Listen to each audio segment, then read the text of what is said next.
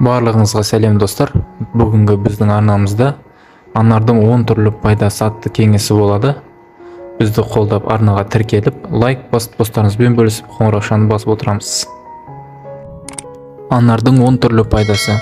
Егер анарды үнемі пайдаланатын болсаңыз, онда сіздің жүрегіңіз сағат сияқты тоқтамай жұмыс істейтін болады. Сондай-ақ кәріліктің сіздің есігіңіздің ерте қағуына жол берілмейді.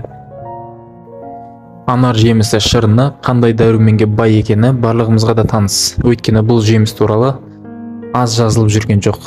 Дегенімен, анар жемісінің ерекше қасиеттері мен пайдалы жақтарын біле жүргеніңіз жөн.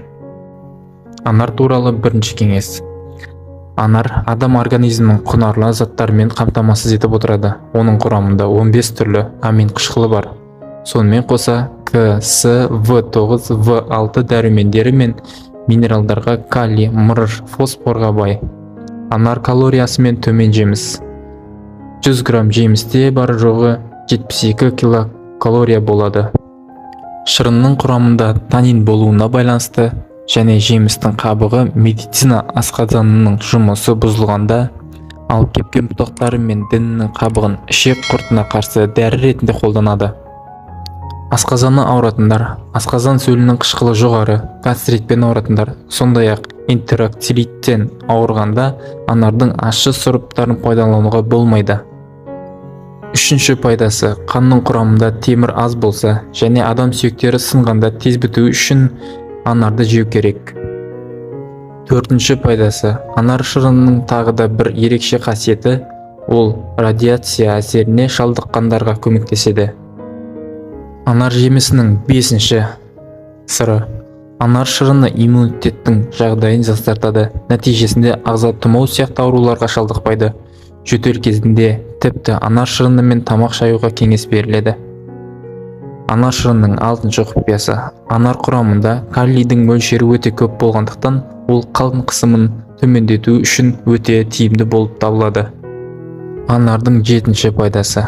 Анардың құрамында қабынуға қарсы тұратын зат бар, және ол буын ауруларына шалдыққан адамдардың шеміршектері ыдырауының алдын алуда маңызды рөл атқарады. Анар шырыны сондай-ақ адамды буын қабынуына шалдыққандардың ферменттерінің артуына кедергі жасайды және шеміршектердің бұзылуының алдын алады. Анар құрамында өте көп мөлшерде эстроген элементі бар. Бұл элемент әйел адамдардың сүйектерінің қаусап кетуінің алдын алады. Сегізінші пайдасы. Анар ағашы жұмақ ағашы. Ибн Аббастың жеткізуінше, біздің пайғамбарымыз оған Алланың сәлемі мен игілігі болсын, анар дәндерін біртіндеп жейтін. Біз одан неге олай жасайсыз дегенімізде, жер бетінде бойында бір дәні жәннатта болмаған бірде бір анар ағашы жоқ. Мен осы дәндердің бірі жәннаттық деп үміттенемін, деп жауап берді. Анардың қызыл етін жеңіздер, себебі ол асқазанды тазартады. Анардың 9-шы кереметі. Анар косметика саласында аса кең тараған. Ол теріні бос радикалдардан әсерінен қорғайды. Теріні қалпына келтіру процестерін белсендіреді. Оны қоректендіреді және жандандырады. Сондай-ақ коллаген мен эластиннің синтезделуіне мүмкіндік туғызады. Бұл әжім қыртыстарының жазылуына, терінің тығыздығы мен созылмалылығына ұлғайтады. Анардың 10-шы кереметі, яғни бұл ерлердің құлағына алтын сырға. Простатит ауруының бірден бір емі болып табылады. Құрметті оқырмандар, каналымызға тіркеліп, лайк басып, комментарий жазуды ұмытпаңыздар. Сіздермен бірге болған Халық емі арнасы.